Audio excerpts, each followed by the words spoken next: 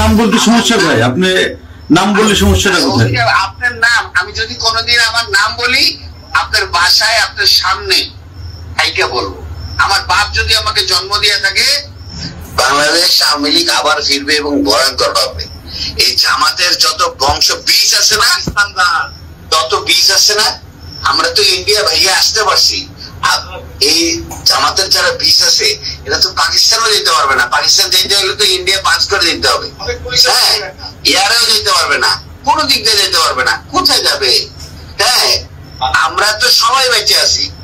হয়তো বা কিছু লোকজন নিরীহ কিছু নেতা কর্মীদের উপর অত্যাচার করে মেরে ফেলানো হয়েছে। হ্যাঁ, ম্যাক্সিমাম বেঁচে আছি। কিন্তু বাংলাদেশ আওয়ামী লীগের 4 কোটির উপরে নেতা কর্মী আছে, একদম নেতা কর্মী। এর মধ্যে হয়তো বা 50 লাখ মারতে পারবে, 3.5 কোটি বেঁচে আছে। কোথায় যাবে? বাসা থেকে না, মাটির 50 হাত নিচে থাকলেও জামাতের চেয়ে ডেঞ্জারাস ভাবে ওদেরকে মৃত্যু দিব।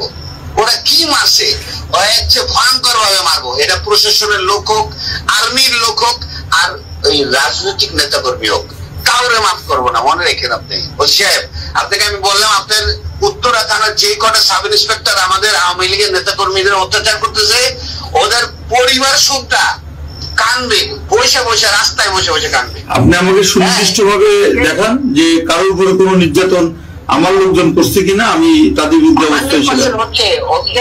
শোনেন, আমরা কোন অত্যাচারিত হয়ে আপনার মতো একজন থানা ইনচার্জকে ফোন করে এই রাত 1টা বাজে আপনাকে ফোন করে এত ডেসপারেটনেস কথা বলতেছে, আপনি বুঝতে পারতেছেন না আমাদের ওয়ালে কতটুকু পিঠ থেকে গেছে। হ্যাঁ, আমরা কিন্তু মার্ডার মামলার আসামি, 47টা মার্ডার মামলার আসামি। জানিও না কয়টা মার্ডার করছি। হ্যাঁ, আমি কিন্তু জানিও না যে আমি কয়টা মার্ডার মামলা করছি। কিন্তু আপনারা আমাদের নামে একটি মামলা, আপনার একটি মামলাও কিন্তু পুলিশ বাদী মামলা না। ওসি সাহেব, পুলিশি মামলাগুলো নিছে বিনা তদন্তে।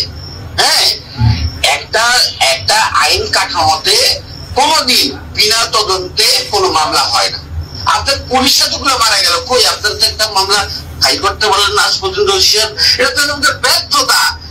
আপনাদের চাকরি করা উচিত না। এটা সত্য, এটা সত্য।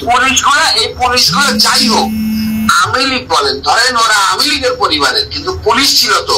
এতগুলো মারা গেল আজ পর্যন্ত তো কেউ, আপনারা 10 জন পুলিশ একদিকে দাঁড়ায় তো বলতে পারলেন না। একটা প্রেগনেন্ট মহিলা পুলিশের একজন সাধারণ অফিসার, তার মতো মহিলাকে এত নৃশংসভাবে মার্ডার করলো। সে তো প্রেগনেন্ট অবস্থায় তো কোনো জামাতের নেতা বা কোনো ছাত্রকে মারতে যায়নি, তো তাকেও মেরে ফেললো। কই আপনারা তার মামলাটাও তো করতে পারলেন না। তা আপনারা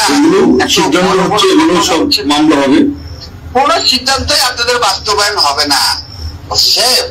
আমরা রাজনীতি করে এসেছি। আমি আজকে 21 বছর প্রেসিডেন্ট সেক্রেটারি। আমার কি ওই ধারণা নাই বাংলাদেশের রাজনীতি কোন দেশের মানে কথায় চলে? আমেরিকা কয়দিন সেভ করবে? ঠিক আছে, আমরা ছোট চাকরি করি, ছোট মানুষ, আপনি করেন। আপনি আমার থানা দিয়ে না আপনার তো ছোট মানুষ, কিন্তু আপনার কার্যক্রম তো বড় বড়। আপনার কার্যক্রম ঠিক করেন সাহেব। হ্যাঁ, আল্লাহর কথা, আমার কার্যক্রম যদি কোনো অপরাধ থাকে এটা আমার কর্তৃপক্ষ বা আমার উপরে আছে সে দেখবে। তবে আমার কোনো অফিসার যদি অন্যায় করে থাকে আপনি সেটা আমাকে দিয়েন, আমি সেটা করব। আমার বিরুদ্ধে যদি কোনো অভিযোগ থাকে সেটা দিয়েন, আমি সেটা জবাব দেব। আপনার বেতন কিন্তু আপনার ঊর্ধ্বতন কর্মকর্তা দেয় না।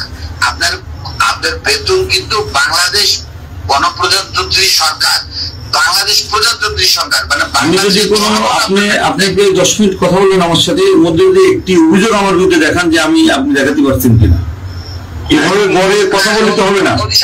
আমি আপনাকে প্রমাণ, আপনি পরিচয়টাও দেন নাই, আপনি পরিচয়টাও দেন নাই। আমি আপনাকে আমার সম্পূর্ণ ডিটেলস বলছি, শুধু নাম বলি না। নাম বলতে সমস্যা কোথায়? আপনি নাম বললে সমস্যাটা কোথায়? আপনার নাম আমি যদি কোনোদিন আমার নাম বলি আপনার বাসায় আপনার সামনে আইকে বলবো।